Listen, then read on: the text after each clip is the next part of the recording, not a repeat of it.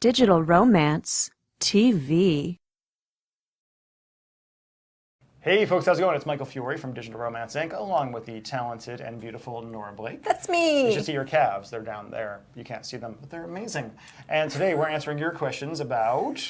let's see, where are we? How to turn a booty call into a real relationship. Ooh, how to turn a booty How call are we into going a to do real that? relationship. That's exciting. I can't wait to find out.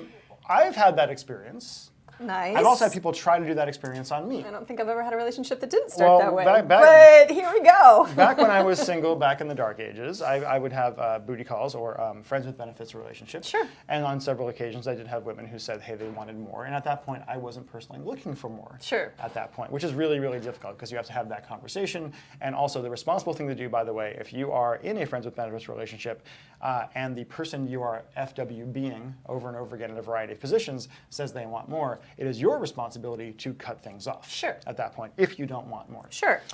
Turning it around, though, the main thing is that you have to kind of sit down, and one line I've used before is, hey, we should really hang out with our clothes on sometime. Yep. As kind of a straightforward... I've actually said that exact same thing. You don't necessarily have to say, I've got the feels. It backfired on me. Well, it can backfire on you. And the main thing is, like, if you've established a certain rapport... I have the feels. I have the feels. Yeah, Don't ever say that. No. If you've established a certain context for a relationship where a guy and a girl gets to get into it and it's a sexual thing, yep. and because of the fact that we're humans and sex releases all sorts of emotions for humans, you decide that you want more, you have to be willing and ready to accept the fact that it's got a pretty significant chance of ending at that point. And you got to be okay with that because... you either go forward, the ships have already burned behind you at that point. As soon as you had the genitals hitting each other in that kind of way, the idea of you going back to just being friends or casual acquaintances is at least 6 months off at that point.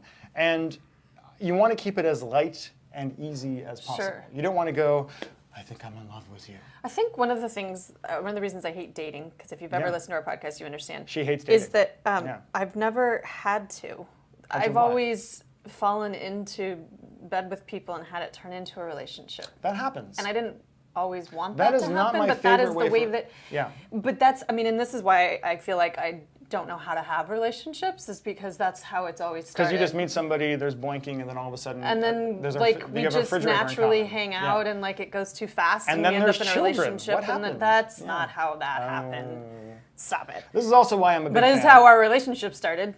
This is also why I'm a very, very big fan of the good old-fashioned to define the relationship conversation. Sure. Because, Nora, how many questions have we gotten from people who have said things like, my boyfriend, blah, blah, blah, and then, by the end of the email, we're like, you don't have a boyfriend. You have somebody that you've been sleeping with regularly. Right, but then this is... But it goes the other way, too. Right, and that's what's always happened to me is, like... We're like talking about moving in when I didn't even like, you know, I'm just naturally monogamous, so I wasn't sleeping with other people, but like I was like, we're in a relationship. So basically the short version of the advice is if you want to turn something from a friends with benefits or a boinking, is that a term? Not relationship, anymore.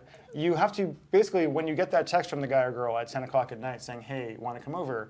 You say, sorry, can't tonight. Hey, how about we have drinks tomorrow? Yes. Or hey, do you want to hang out at this, go to a movie? It's kind of the no but instead of yes and, right? Right. It's like, no, I'm busy right now, but hey, I really want to go see that new Tom Cruise movie for some reason, and do you want to come with me? Or no, but hey, me and some friends are doing this thing, would you like to come with me?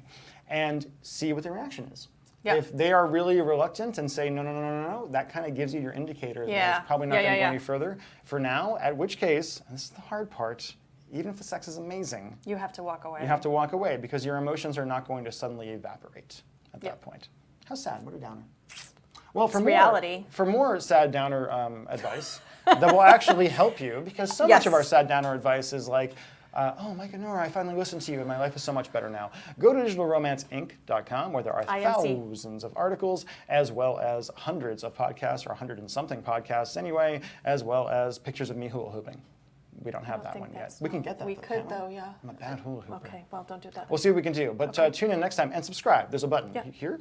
It's somewhere down there. It's somewhere down in our genital regions, there's a button. You should actually totally click it right now.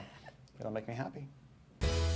If you've got a cell phone in your pocket or purse right now, then you've got everything you need to create incredible romance and passion with the man or woman in your life at the push of a button. go to digitalromance.tv/TRB to see Michael Fiore make an entire audience of women on The Rachel Ray Show swoon and learn how to use tiny little text messages to have the relationship of your dreams.